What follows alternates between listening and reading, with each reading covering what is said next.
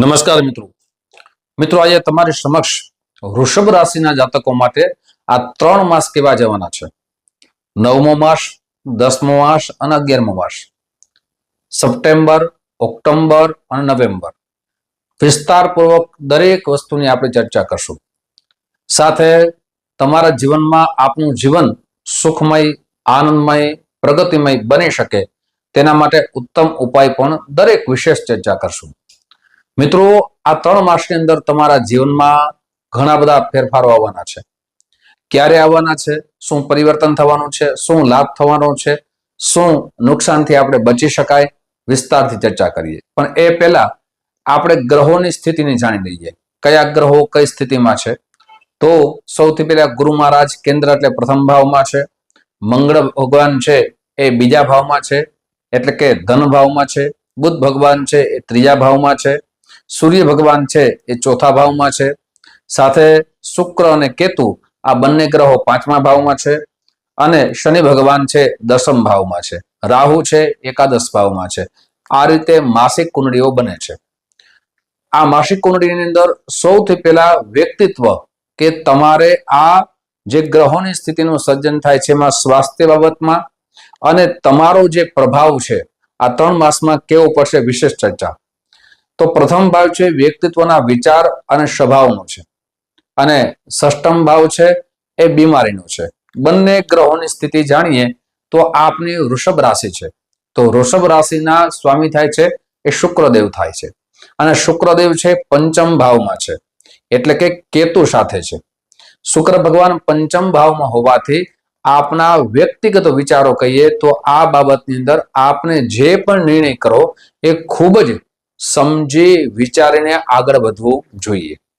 સાથે આપ જે વસ્તુનું સાહસ કરવા માંગો છો તો સાહસમાં આપને ખૂબ જ ધીરજ રાખવી જોઈએ. અત્યારે આ 3 માસની અંદર જે 9મો માસ છે એ 9મા માસની અંદર આપને ખૂબ ધીરજ રાખીને કાર્ય કરવાની જરૂર પડી શકે છે. જેમની અંદર તારીખો છે 18 સપ્ટેમ્બર સુધી તમારે ખૂબ ધીરજ રાખવાની જરૂર પડી શકે. જો આપનો એક નિર્ણય આપના જીવનની અંદર ખૂબ મોટો ફેરફાર ના આવે, મોટું પરિવર્તન ના આવે અને આપને નુકસાન ન થાય એ વાતની ખાસ કાળજી લેવાનો સમય છે.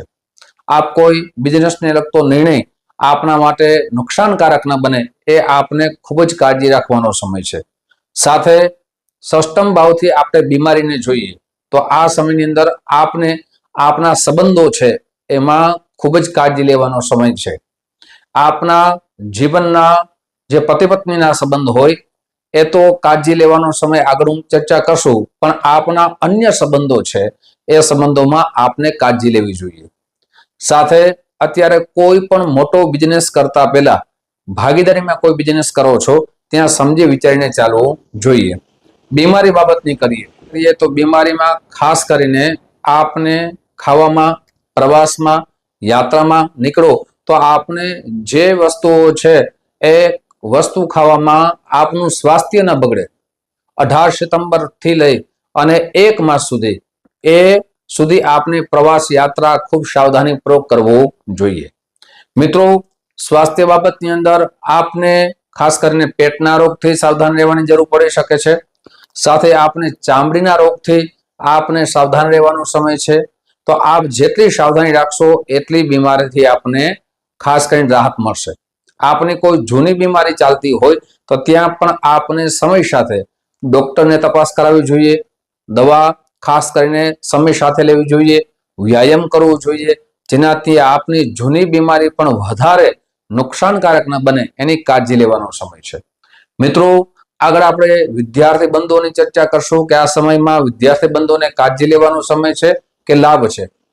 સાથે વૈવાહિક જીવનની ચર્ચા કરશું, પણ તે પહેલા મિત્રો ખાસ કરીને નમ્ર પ્રાર્થના છે કે મારા નવા મિત્રો આ વિડીયો જોઈ રહ્યા છો, મિત્રો આ વિડીયો તમને ગમે તો જરૂર ને જરૂર લાઈક કરજો, શેર કરજો.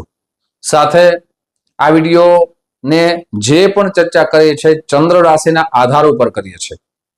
આપના જન્મ ગ્રહોની સ્થિતિ સારી છે અથવા અશુભ છે એ મને ખબર નથી, પણ જો આપને જાણવું હોય કે આપના કયા ગ્રહો અશુભ સ્થાનમાં છે, કયા ગ્રહો શુભ સ્થાનમાં છે, તો એના માટે ખાસ નંબર આપવામાં આવ્યા છે. આ નંબરમાં આપ સંપર્ક સાધી શકો છો. જ્યોતિષ જોવાનો સમય સવારે 10 વાગ્યાથી લઈ બપોરના 1 વાગ્યા સુધી છે, સાંજે 5 વાગ્યાથી લઈ રાત્રે 9 વાગ્યા સુધી છે. મારી ઓફિસ જામનગરમાં છે. આપ જામનગરથી ખૂબ દૂર રહેતા હોય તો તેના માટે સુંદર વ્યવસ્થા રાખી છે. આપણું નામ, જન્મ તારીખ, જન્મ સમય, જન્મ સ્થળ વોટ્સઅપ નંબરમાં મોકલી આપશો. સાથે સુનિશ્ચિત દક્ષિણા મોકલી આપશો.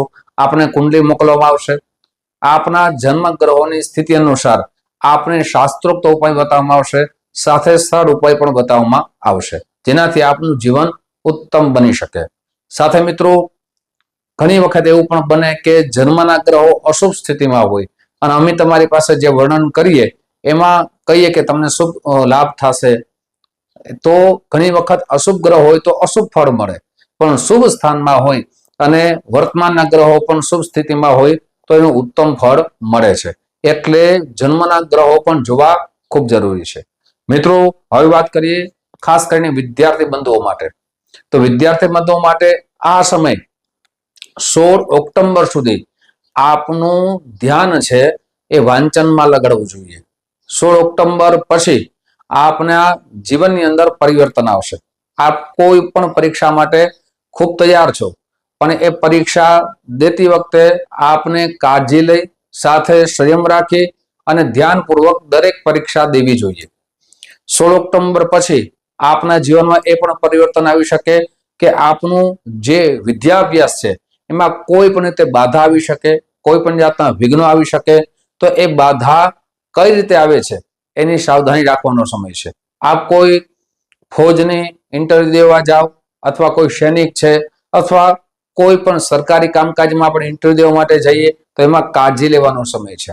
ખાસ કરીને 16 ઓક્ટોબર થી લઈ અને નવેમ્બર 15 સુધી, ત્યાં સુધી આપણે ઇન્ટરવ્યુમાં કાળજી રાખવાનો સમય છે.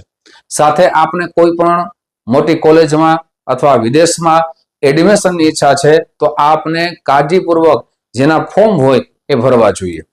આપની એક ભૂલ છે આપના માટે ખૂબ નુકસાનકારક ન બને એની કાળજી લેજો.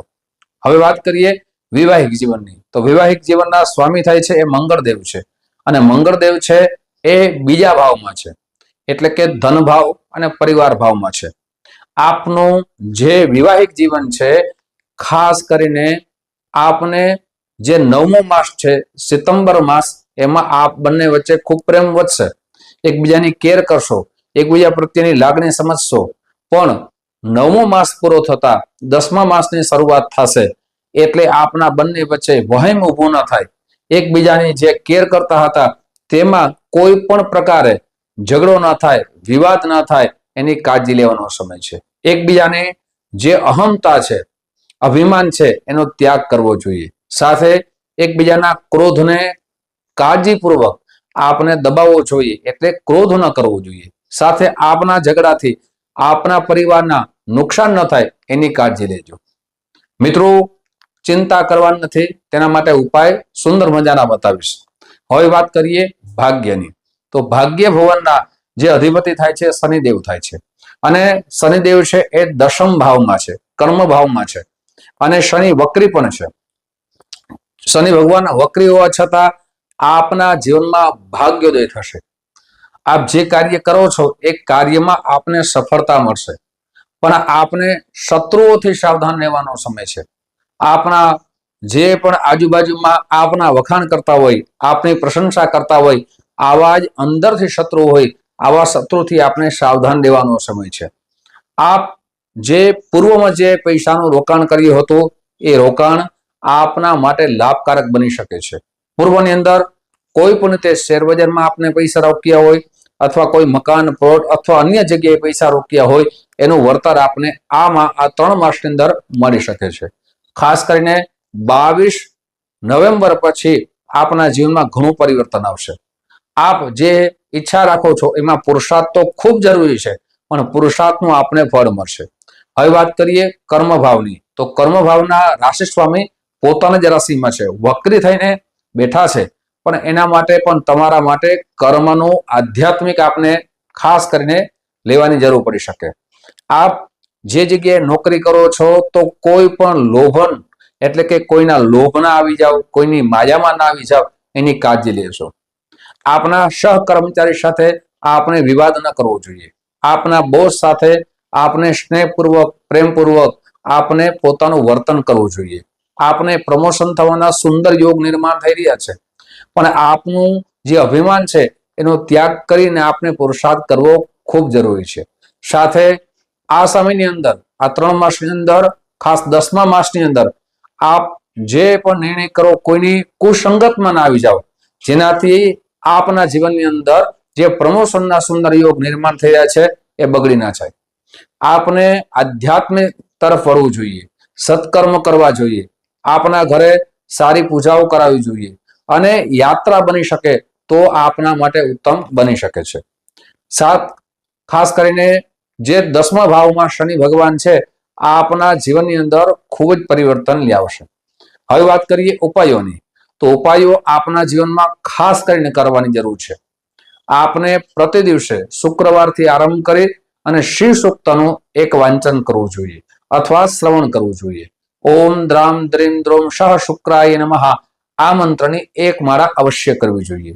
સાથે શંકર ભગવાન માથે શેરડીના રસથી અભિષેક કરવો જોઈએ અને સફેદ કલરની વસ્તુ શુક્રવારના દિવસે યથાશક્તિ દાન કરવું જોઈએ.